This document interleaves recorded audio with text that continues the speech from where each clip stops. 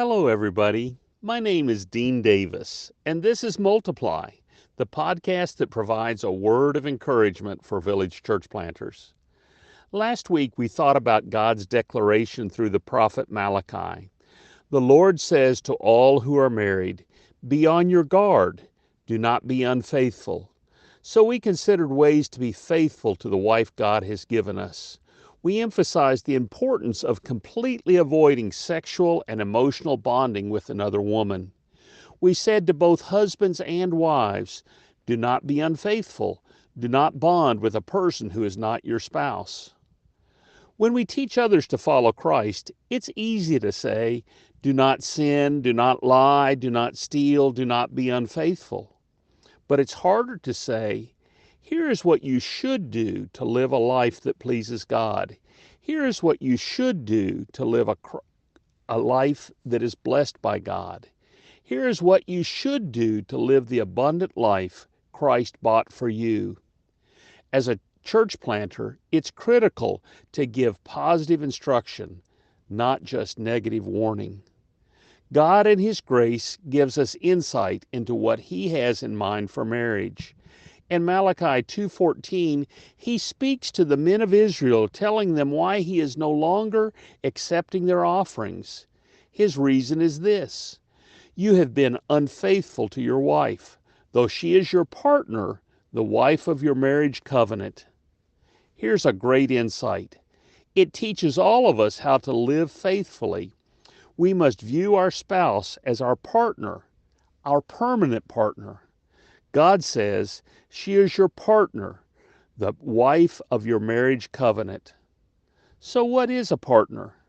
Partners are people who have shared resources and shared goals. Partners work together to achieve their shared goals. Do you know what your wife's goals are? Women, do you know what your husband's goals are? Have you ever sat down and talked about what is truly important to your spouse? Have you listened intently and really worked to understand your spouse's goals? As husbands and wives, you are partners. As partners, you have shared goals. What are they? Husbands and wives should have goals related to each other's health and welfare. They should have goals related to their children and their children's welfare. Christian husbands and wives should have shared goals related to their service to the Lord and ministry in and through their church. These goals should be communicated to each other with clarity. These goals should become a matter of prayer. These goals should result in coordinated action so they can be achieved. But before you can begin to work together to achieve these shared goals, you have to know what is truly important in life to your husband or wife. So here's my word of encouragement to husbands and wives today. Take time to talk about your goals and aspirations. Listen to the wife of your youth. Understand what she longs for. Pray with her. Support her in the godly goals the Lord has placed on her heart. Wives, listen to your husband. His goal may seem confusing to you at first, but listen. He is your partner.